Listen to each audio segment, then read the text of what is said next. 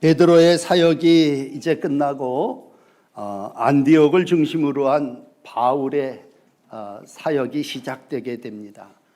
사도행전 13장은 변화의 기점에 서 있습니다. 오늘 한 해의 절반을 우리가 지내고 이제 또 내리막 7월 첫 번째 주일 맥주 감사 주일을 지내면서 초대교회 역사도 이제 한 사람 베드로와 그 제자들의 모든 사역을 마감하게 되고 안디옥 교회를 중심으로 한 바울의 행적이 시작되게 됩니다.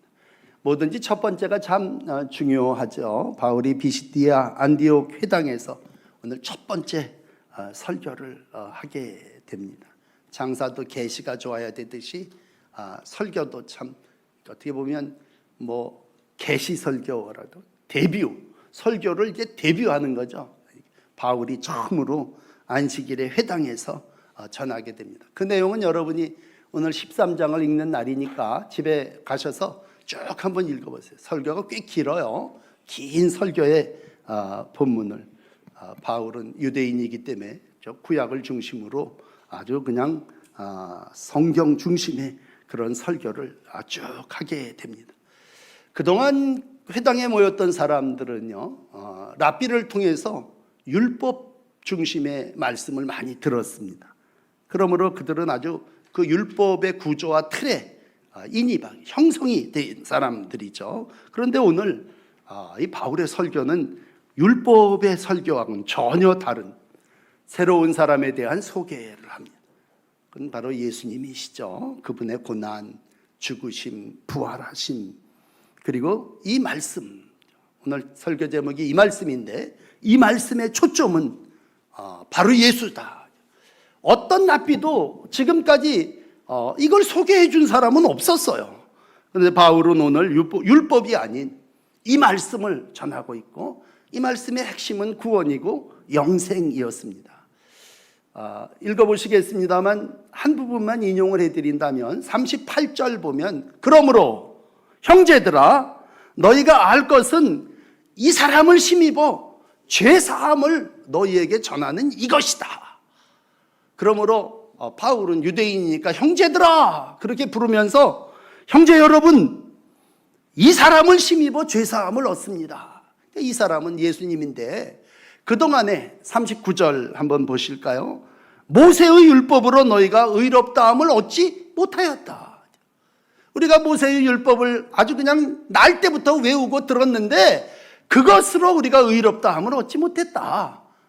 이 사람을 힘입어서 의롭다 하심을 얻고 믿는 자마다 의롭다 하심을 얻게 해주시는데 그건 율법이 아니라 바로 이 사람 예수 그리스도를 통해서 죄사함을 얻는 것이다. 결국 바울은 믿음으로 의롭다함을 얻는 것이고 믿음은 곧 이 사람인 예수 그리스도를 믿는 것임을 말씀해 주시고 있습니다. 우리에게는 뭐 익숙한 얘기입니다만 비시디아 안디옥에 모였던 회당의 사람들은 부활하신 예수님을 힘입어 죄사함을 얻고 의롭다 하심을 얻으며 그 예수님이 부활하심에 참여하여 영생에까지 이르게 된다고 하는 이 말씀이 굉장히 정말 폭탄과 같은 그러한 말씀이었습니다. 여러분 일찍이 예수님은 사도들을 가르치시면서 요한복음 17장 2절에 죄사함에 대한 말씀을 믿음으로 얘기했고 영생을 얘기를 할 때 영생은 곧 유일하신 참 하나님과 그가 보내신 자 예수 그리스도를 아는 것이라고 말씀해 주셨습니다. 요즘 여러분에게 계속 영생에 대한 말씀을 드립니다만 영생을 얻으려면 어떻게 합니까? 하나님 그리고 그가 보내신 아들이신 예수를 믿는 것이다. 아는 것이다. 라고 하는 말씀 이미 예수님께서 해 주셨죠. 자, 이 똑같은 말씀을 이제 바울이 증거하게 될 때 반응은 첨예하게 갈라집니다. 그 말씀을 듣고 은혜를 받고 그리고 참 예수님을 따르게 되는 유대인과 유대인에 입교한 경건한 사람들 바나바와 바울을 따르는 이들이 생겼는가 하면 무리가 모이는 것을 보고 배척하고 거절하고 멸시하는 무리들이 생겨나게 됩니다. 똑같은 말씀이 똑같은 장소에서 전해졌지만 설교에 대한 반응은 다 같지를 않습니다. 오늘 여러분에게 그 부분을 소개해 드리려고 해요. 43절에 보시면 이제 첫 번째 무리의 모습을 보게 됩니다. 이 말씀을 듣는 사람들이 말씀을 다 받아들이게 됩니다. 43절, 유대인과 유대교에 입견한 경건한 사람들, 많이 바울과 바나바를 따르게 됩니다. 그러면서 이 사람들이 청하죠. 42절 그 위에 부분에 보시면, 야, 다음 안식일에도 딴 말씀하지 말고 이 말씀 좀 우리에게 전해 주시오. 우리가 좀 더 많은 사람들을 모이고 오겠다는 얘기죠. 그러니까 이미 말씀을 마치고 회당 문을 나서려고 그러는데 많은 유대교에 입교하는 경건한 사람들이 따르면서 회당 문을 가로막고 다음 주에도 해주세요. 다음 주에도 또 우리가 모이겠습니다. 그리고 44절에 보니까 어떻습니까? 성시민이 거의 다 모여. 몇 사람 빼놓지 않고 거의 다 하나님의 말씀을 듣고자 하여 모입니다. 다른 말씀이 아니에요. 이 말씀입니다.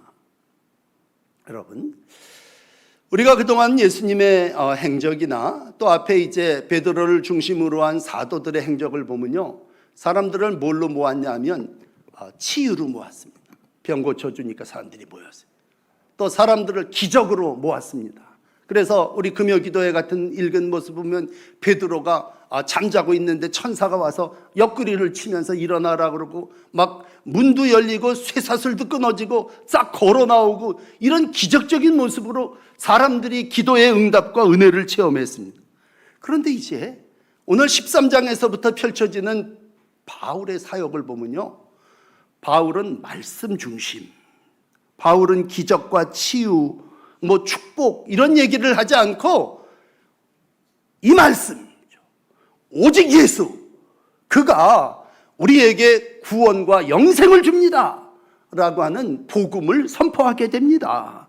그리고 사람들이 그 말씀을 듣기 위해서 모여들게 됩니다. 어느 순간 우리가 교회를 찾아올 때 사람마다 다 목적이 있겠죠. 교회 나가면 부자 된다더라. 그러면 내가 좀 이윤을 챙기더라도 교회에 나와야 되겠다. 교회 나가면 병이 고침을 받는다더라. 그러나 어느 순간 오늘 바울과 같은 입장 가운데 선다면 바울은 오늘 이 말씀입니다. 오직 예수, 그리고 그 말씀 선포하고 오늘 43절의 말씀 보면 따르는 자들에게 이렇게 얘기합니다. 항상 하나님의 은혜 가운데 있으라. 그러니까 오늘 설교만 듣고 은혜 받지 말고 항상 은혜 가운데 있어라. 그 얘기는 끝까지 이 말씀을 가지고 살아라, 그런 말씀이죠. 이것도 예수님께서 요한복음 15장에 해주셨던 말씀입니다. 내 안에 거하라. 내 말로 깨끗하게 졌으니 너 내 안에 거하라. 나도 너희 안에 거하리라. 그래서 포도나무 비유를 얘기하시고, 포도나무가 붙어 있어야 붙어 있지 않으면 열매 맺을 수 없잖아. 너희도 내 안에 있지 아니하면 열매 맺을 수 없다. 내 안에 거하라는 얘기는 은혜 가운데 항상 예수 안에 살아나가라, 그런 말씀입니다. 그러므로 바울은 고린도후서 4장 5절에도 얘기합니다만 우리가 전파하는 건 오직 예수입니다.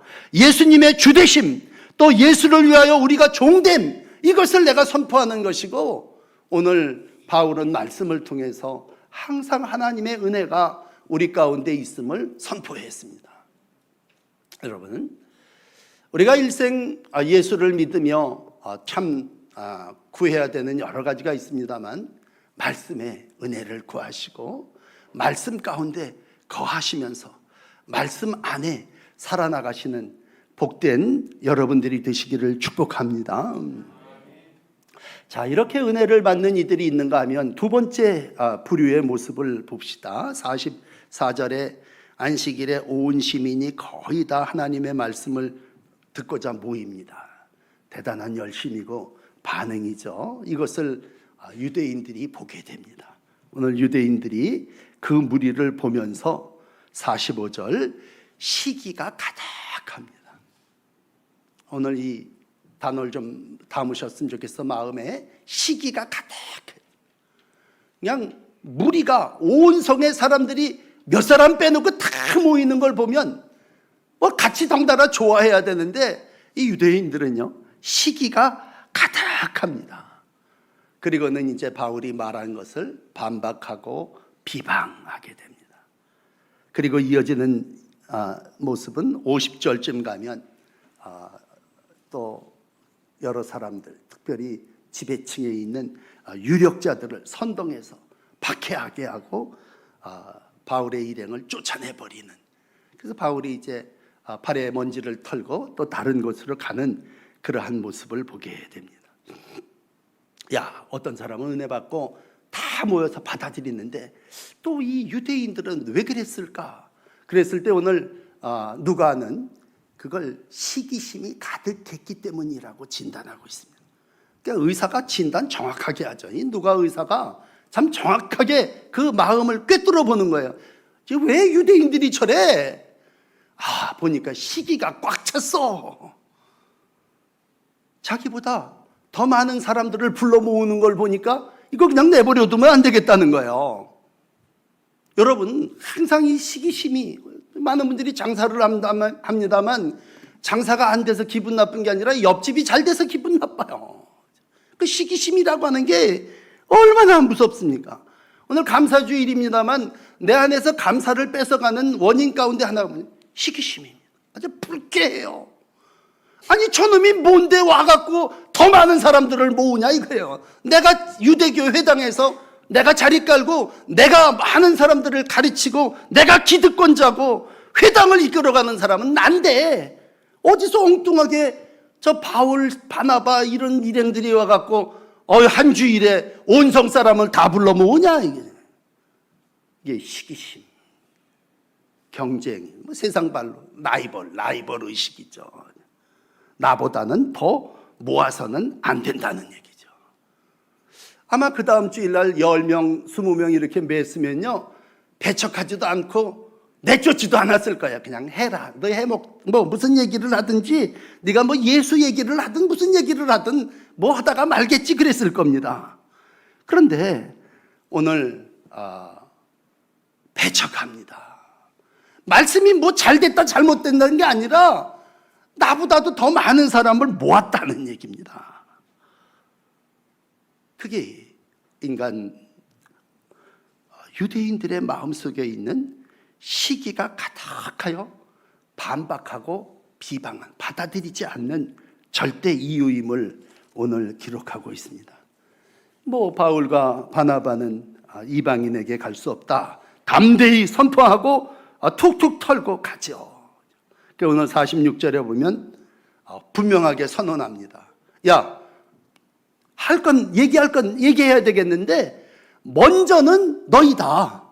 오늘 이 46절에 먼저는 너희에게 전할 것이로되 너희가 그것을 버리고 영생을 얻기에 합당한 자로 자처하지 안 받아들이니까 영생이 먼저 너희에게 임한 거, 유대인들에게 임한 건 분명한데 이제는 받아들이지 않으니까 우리가 이방인에게로 향하느니라.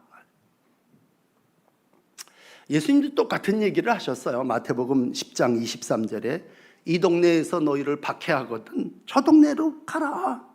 진실로 너희에게 이르노니 이스라엘 모든 온 동네에 다니지 못하여 인자가 오리라 말씀하시면서 오늘 47절에 주께서 이같이 우리에게 명하십니다.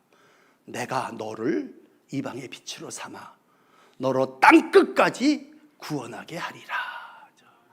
하나님의 역사가 받아들이지 않는 사람에게 뭘 그냥 붙어갖고 이것 좀 제발 장사꾼이 할인해서 파는 것처럼 깎아줄 테니 사십시오가 아니죠. 안 살려면 내가 딴 데 가서 팔겠다. 오늘 내가 복음을 너희가 받아들이지 않고 너희의 시기심으로 나를 배척하고 너희가 나에 대해서 반박하고 비방한다면 나는 다른 사람들에게 가라고 예수께서 나에게 명하신 거고 내가 그 명령을 따라 간다. 그 나중에 바울은 로마서를 쓰면서요 로마서 1장 6절에 이런 말씀을 해요. 내가 복음을 부끄러워하지 않으니 이 복음 모든 믿는 자에게 구원을 주시는 하나님의 능력이다. 복음은 너희들 뿐만이 아니죠. 모든 믿는 자에게 주시는 하나님의 능력이다. 물론 먼저는 유대인에게 헬라인 그렇게 이어지지만 하나님의 의는 믿음에서 믿음으로 이르게 하고 의인은 믿음으로 말미암아 살리라. 오직 의인은 믿음으로 말미암아 살리라. 그렇게 말씀하죠. 그래서 나중에 사도행전 18장쯤 이번 주 그때쯤 가서 읽으면요, 비방할 때 바울이 옷을 털면서 너희 피가 너희에게로 돌아갈 것이고 나는 깨끗하다. 난 이제 이방인한테 간다. 그리고 가죠. 세 번째 전도를 떠날 때 고린도 지방에서 복음 전할 때 환상이 밤에 바울에게 들려옵니다. 바울아, 두려워하지 말아라. 너 침묵하지 말고 말하라. 내가 너와 함께 있음에 어떤 사람도 너를 대적하여 해롭게 할 자가 없으리라. 그러면서 이런 말씀합니다. 이 성 중에 내 백성이 많다. 오늘 하나님께서 밤중에 바울에게 주신 말씀은 이 성에 내 백성이 많다고 하는 비전입니다. 소망입니다. 바울은 계속 여기저기를 다니면서, 우리로 하여금 어떤 때는 그래요. 누가 비방하고 반박하면 그 이유 원인을 따지기 전에 그러면 안 하면 되잖아요. 중단해버리죠. 근데 바울은 안 하는 게 아니라 다른 곳에 가서 전하죠. 어떻게든지 하기 위해서 협상하고 타협하고 유대인들하고 그냥 머리를 싸매고 싸우는 게 아니라 그냥 툭툭 털고 다른 곳에 가서 복음을 전합니다. 왜? 이 말씀은 유대인, 물론 너희들에게서 시작된 말씀이지만 하나님이 이방 땅끝까지 이르러 증거하게 하신 말씀이니까 이 말씀이 바뀌는 게 아니고 예수가 변화되는 게 아니라는. 그래서 오늘 13장을 읽어보면요, 이 말씀이라고 하는 오늘 설교의 제목이 7번 반복되어집니다. 이 말씀을 전하기 위해서 나는 오늘도 하나님께서 내게 주신 사역, 사명의 길을 가고 있는 바울을 만나게 됩니다. 오늘 이러한 하나님의 역사가 이루어질 때 바울하고 바나바가 이제 선언을 하죠. 나 이방인에게로 향하게. 하나님이 나를 또 그렇게 부르셨고 계시하셨다. 그 말씀을 듣는 이방인들, 오늘 48절 한번 보실까요? 바울이 그렇게 말하니까 이방인들이 듣고 기뻐합니다. 하나님의 말씀을 찬송합니다. 그리고 더 중요한 건 영생을 주시기로 작정된 자들은 다 믿습니다. 그러니까 하나님의 말씀을 듣고 기뻐하고 하나님의 말씀을 찬송하고 그 다음에 영생을 주시기로 작정된 자들이 다 믿습니다. 기쁨, 영생, 믿음, 이러한 역사가 이방인들에게 나타나게 됩니다. 오늘도 복음을 믿는 모든 사람들이 다 기쁨으로 영접하게 되고 생명책에 그 이름이 기록된 자마다 영생을 얻게 하나님께서 축복해 주신 줄 믿습니다. 이 일을 위해서 하나님은 바울을 세우신 거죠. 여러분, 우리가 지난 주간 사도행전 9장을 읽었습니다만 사실 사울이라는 이름을 가졌던 이 바울이 어디 예수 믿을 사람이었습니까? 그렇지만 극단이죠. 다메섹에서 거꾸로 튀시죠. 눈이 멀게. 그 다음에 이제 아나니아라고 하는 사람을 보내시잖아요. 아나니아를 보내면서 사도행전 9장 15절인가 이런 말씀을 해요. 아나니아야, 가라. 이 사람은 내 이름을 이방인과 임금들과 이스라엘 자손에게 전하기 위하여 택한 나의 그릇이다. 하나님은 이미 바울이 이방인 먼저 임금 그리고 많은 이스라엘 자손을 구원할 그릇임을 아신 거죠. 그리고 오늘 그를 이제 여러 과정을 통해서 도구로 사용하시고 있습니다. 오늘도 일찍이 하나님께서 이사야를 통해서 예언하셨죠. 그건 물론 예수님을 놓고 하신 말씀이긴 했어요. 이사야 49장 6절에 보시면 나의 종이 되어 야곱 지파들을 일으키고 이스라엘 중에 보존된 자를 돌아오게 할 일은 매우 쉬운 일이라.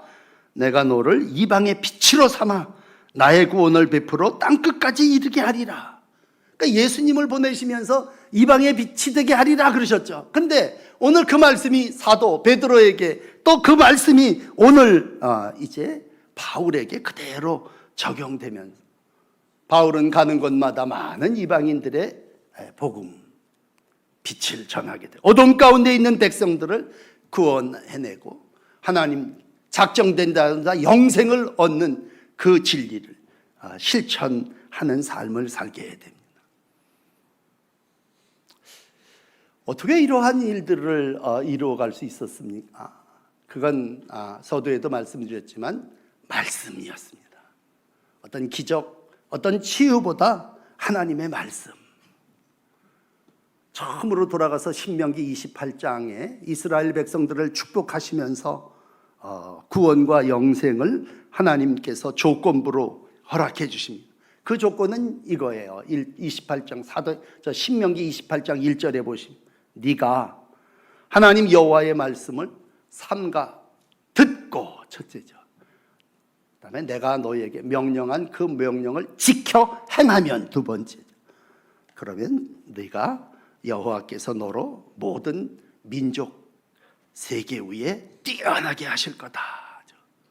그러니까 하나님의 말씀을 청정하면 복이 너에게 임할 것이고 그것이 너에게 이어지는 말씀은 순종하지 않은 자에게 저주가 될 거라고 쭉 이어집니다. 결국 하나님의 백성 구원받고 영생 얻는 것인데 구원받고 영생 얻는 복을 어떻게 받습니까? 말씀에 순종하면 받고 말씀에 순종하지 아니하면 저주를 받게 된다라고 하는 말씀. 오늘 이러한 바울의 이 말씀을 듣는 사람들 중에 오늘 마지막 52절에 가서 보시면요, 두 사도가 전한 이 말씀으로 비시디아에 있는 안디옥의 제자들 기쁨과 성령이 충만했습니다. 말씀이 두루 쭉 퍼지면서 많은 제자들의 삶 속에 기쁨 충만, 성령 충만의 역사가 이루어집니다. 이 말씀을 듣는 사람들에게 하나님이 주시는 두 가지의 축복입니다. 첫째는 기쁨입니다. 구주를 믿는 이들에게 영광스러운 즐거움으로 기뻐하게 하십니다. 예수 믿고 기쁨 충만한 삶을 안디옥 사람들이 이제 누리게 됐다는 거죠. 이 기쁨이 여러분에게도 충만하시기를 바랍니다. 마음이 주님이 주장하니까 까지 기쁠 수밖에 없지 않습니까? 또 하나의 사건은 성령이 충만했습니다. 하나님의 영이 가득했다는 얘기죠. 여러분, 가득하다는 건 그가 나를 이끈다는 얘기예요.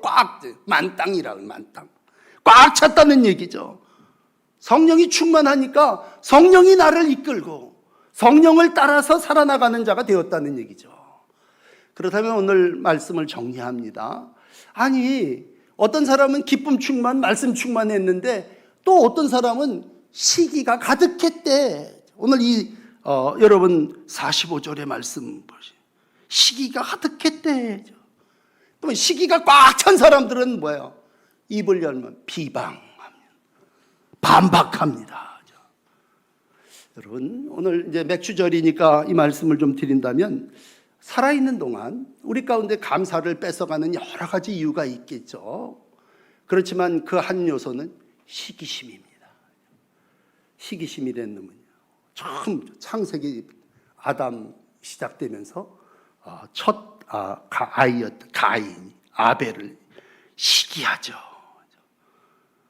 요셉이 12 형제들이 잘 사는 요셉의 형들이 그 아우를 시기합니다.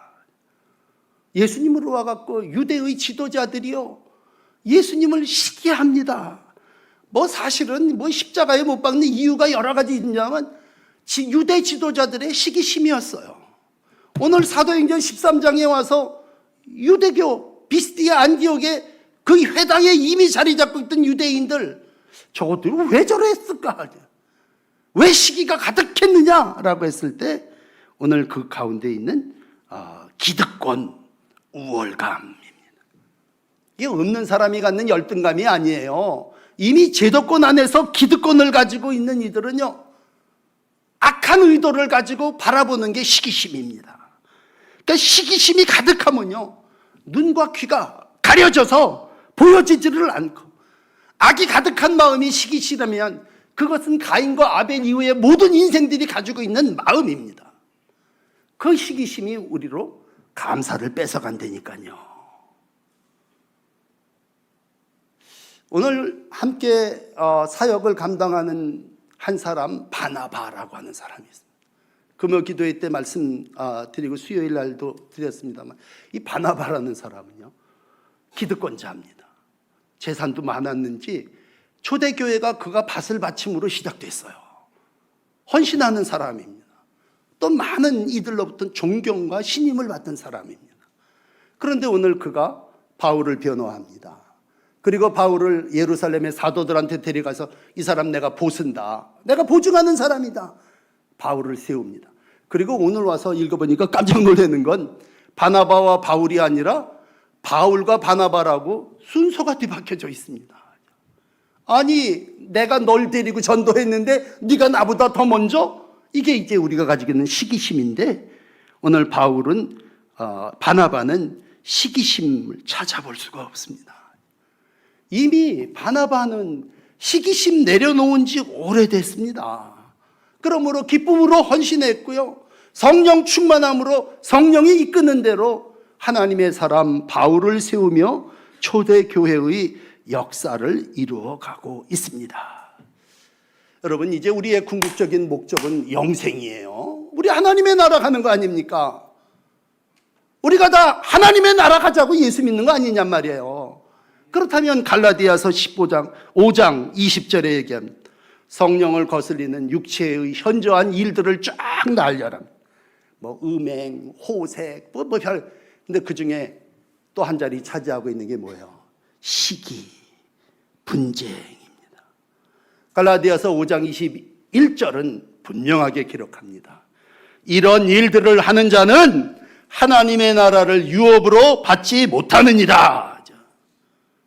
하나님의 나라 영생을 얻는 일이 우리의 지상 목적이고 영적 도달해야 되는 가치인데, 시기심 이거 가진 자도 하나님의 나라에 이르지 못한다면, 오늘 사도행전 13장은 회당의 유대인들을 지칭해서 말씀해 주시고 있습니다. 바라기는 오늘도 여러분 제자들의 삶이 그저 52절처럼 기쁨, 성령 충만하기를 원합니다. 여러분의 삶 속에 기쁨이 가득하시고 성령이 충만하십시오. 정말 사도 바울이 여러 가지 고난과 압력, 압박 속에서도요, 그는 마지막이죠, 데살로니가 교인들에게 많이 고난당했던 거예요.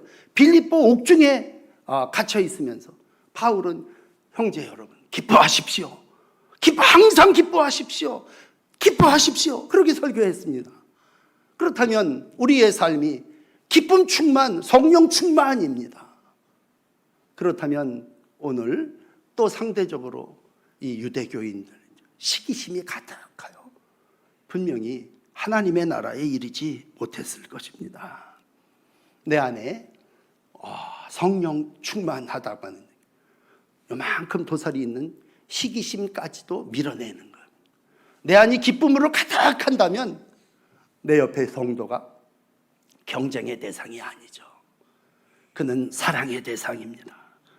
사랑은 시기하지 아니하며 라고 얘기했다면, 우리가 함께 공동체를 이루고 당신 나하고 교우야, 함께 직장에 나가서 당신 나하고 동료야, 그러나 그 속엔 여전히 시기가 있어요. 질투가, 네가 뭔데 나보다 먼저 진급하고 네가 먼저 나보다 직분을 더, 그런 마음을 가질 때 우리 마음속에 유대인의 마음이 있는 거죠.